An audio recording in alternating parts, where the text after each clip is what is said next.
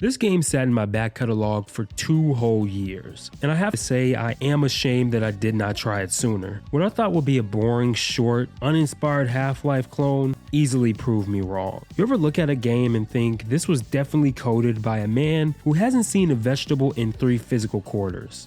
This game is called VLADiK BRUTAL, crafted entirely by a small team of people on the peak version of Unreal Engine, version number 4 of course. It's a bold love letter to classics like Half-Life and Stalker, set in a bleak dystopian Eastern European state, run by an ultra-paranoid dictator who has his citizens microchipped, oppressed, and of course, surveillance. In the way that screams of the Half-Life aesthetic, but with its own Eastern Bloc twist. And in a world of microtransactions where Activision wants you to pay $80 for a digital monkey glove, and Invincible Versus wants you to pay for characters that were literally in the first episode of the show, VLADiK BRUTAL is a good reminder to all of us that all you really need for a good time is a Kalashnikov.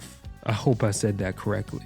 A dream and enough concrete to block out the sun. Now, the story isn't as compelling or thought-provoking as Half-Life, but it is here, placing you in the shoes of VLADiK, who is a prisoner, and he's basically used as a guinea pig in an experiment that goes horribly wrong. This leads to interdimensional monsters breaking out of the lab, and VLADiK gaining regenerative powers. It's a simple setup. A prisoner gets juiced, and now you have to shoot your way through the concrete abyss, and to be honest, not every game needs to be a Shakespearean take on what it means to be human. It just needs to give me enough reason to turn these mutants and government foot soldiers into fine red mist. Oh, did not mean to do it. What the freak? I did not see that thing. And in that regard, it is a masterpiece. What the game does exceptionally well though is the world building using atmosphere rather than exposition. You're not being handed lore documents or sitting through cutscenes that explain the geopolitical history of this dystopia nightmare state. Instead, the world communicates its oppressive reality through the environment itself. The brutalist architecture, the propaganda signage, the sterile clinical horror of the facility and the city that you're trying to escape from. Every corridor tells you something about the world without a single character really opening their mouth to explain it. And with this Eastern Bloc DNA running through every pixel of this game, its tone has a consistency that a lot of indie shooters fumble very badly. This world feels like a specific place in a specific nightmare. That was not right there when I came in.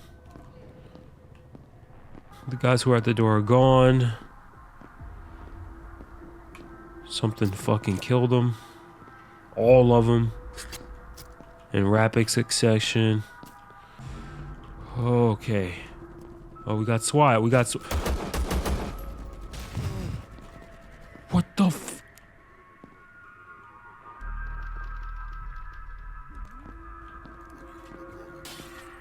Burn.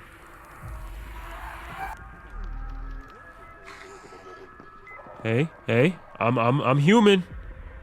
Back up. Now obviously the gunplay and mechanics is where VLADiK BRUTAL either wins you over or loses you entirely. You will be using a lot of guns, and the combat in this game is raw, loud, and it's the video game equivalent to someone duct taping a firework to a blender and just pressing start. Yeah, nope.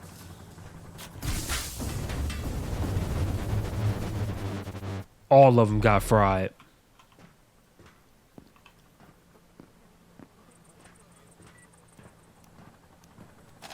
And I mean that as a compliment. The Kalashnikov adjacent weaponry you spend most of the time in the game wielding has an authenticity to it that most shooters AAA or otherwise completely miss. Its weight behind every trigger pull, the recoil isn't overly polished, and the guns sound like they were pulled right from the real world, and the regenerative mechanic inherited through VLADiK's experiment also changes the flow of combat. You're not able to fly around the map killing enemies with ease like your Wolverine. There are times where I completely forgot I had the regenerative mechanic. You're not a glass cannon in this game, and you will undoubtedly be killed in some pretty gory yet hilarious ways. If you push too hard or absorb too much, you're dead before your body even catches up.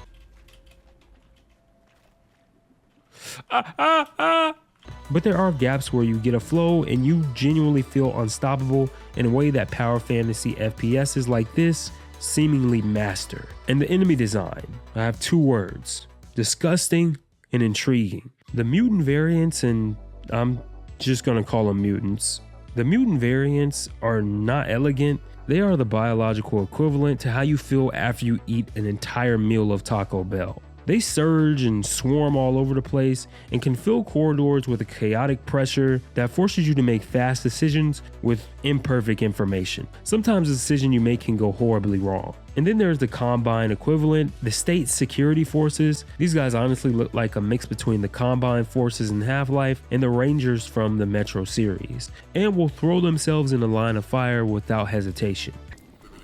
Crap. They tell you guys stand down. Oh! Run! How many are there?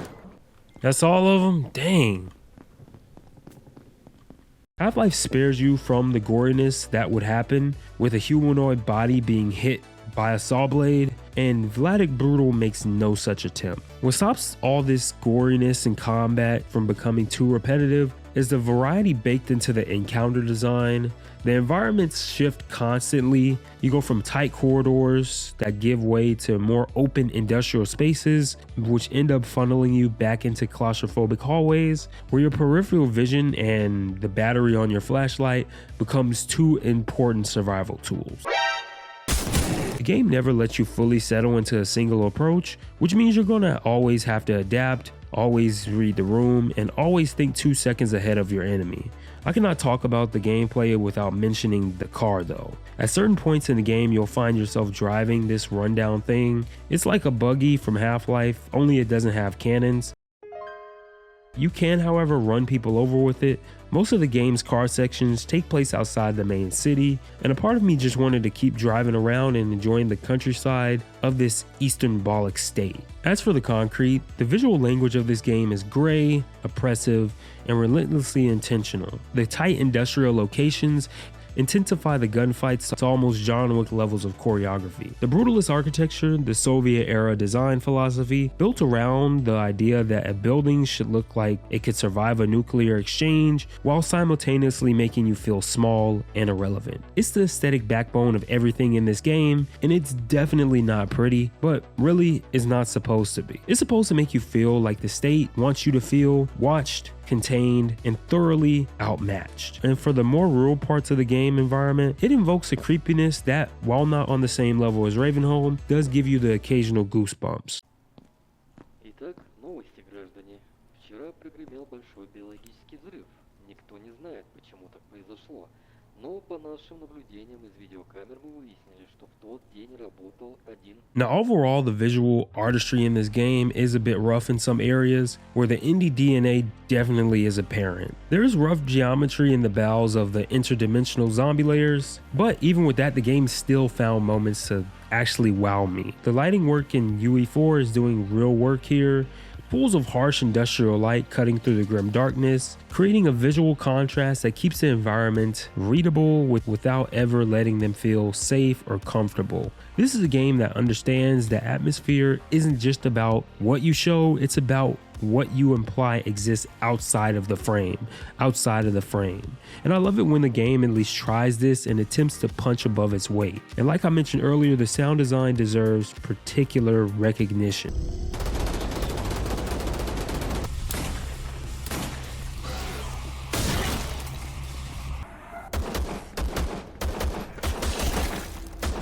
This is not a game that uses placeholder audio and hopes you won't notice.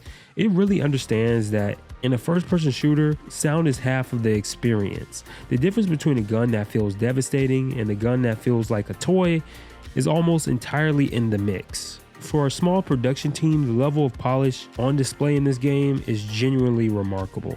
There are still some rough edges. I mean, there's always in the games built outside the safety net of a major studio budget, but they rarely undermine the core experience. If anything, a few of those rough edges contributes to the game's character. This is handmade and you can definitely feel it. And in the era of procedurally generated game worlds that technically are vast, they're spiritually empty. VLADiK Brutal flew under my radar, which is unsurprising and infuriating. This is the eternal tragedy of an indie shooter though, a genre that is so thoroughly dominated by massive IPs that genuinely interesting smaller works often get lost in all the noise before it ever really finds an audience that it deserves. But the players who did find it, like myself, did find something very special. This game has carved out a small but genuine community of people who appreciate exactly what it's trying to do. And even though it's not all perfect, I'm not here to tell you that. What I am here to tell you, however, is that VLADiK Brutal is a game that knows exactly what it's trying to be. It commits to that vision with everything it has and delivers an experience that feels genuinely distinct in a landscape of safe, sanitized, committee-approved entertainment products. It's essentially the game equivalent of a Kalashnikov held together with determination and spite. And honestly, for this indie shooter, it's more than enough.